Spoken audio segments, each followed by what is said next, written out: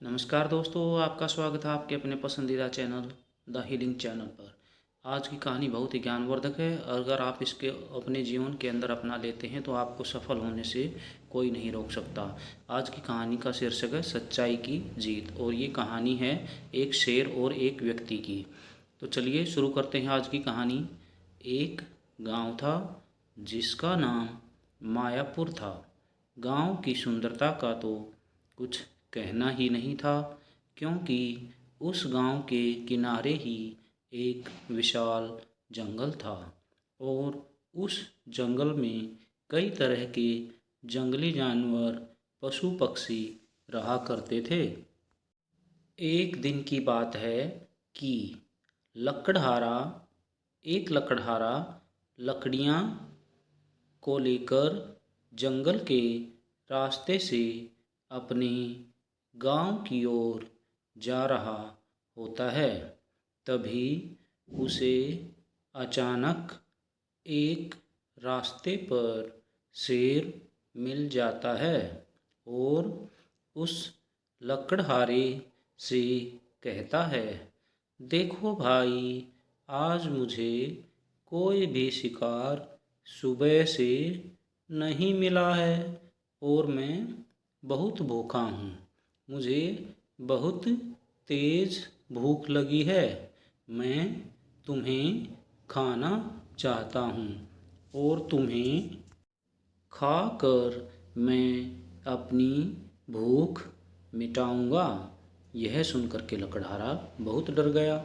तभी लकड़हारा घबराकर कहता है, ठीक है, अगर मुझे खाने से तुम्हारी भूख मिट सकती है और तुम्हारी जान बच सकती है तो मुझे ये मंजूर है।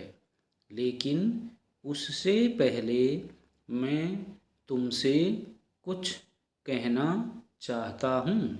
शेर कहता है, कहो, तुम तो भैया अकेले हो और तुम्हारे घर पर किसी की जिम्मेवारी भी नहीं है, परंतु मेरे घर पर बच्चे, बीवी भूख से व्याकुल हो रहे हैं। इस कारण मुझे यह लकड़ियाँ बेचकर घर पर भोजन लेकर जाना होगा। परंतु मैं तुमसे ये वादा करता हूँ कि मैं अपने बीवी और बच्चों को भोजन देकर तुरंत तुम्हारे पास आ जाऊंगा। तो लकड़हारे ने शेर को ये बातें कही। तो ये सुनते ही क्या होता है, तभी शेर बड़ी तेजी से जोर जोर से हंसता है और कहता है कि तुमने क्या मुझे पागल समझ रखा है? तुम्हें मेरा शिकार बनना ही पड़ेगा।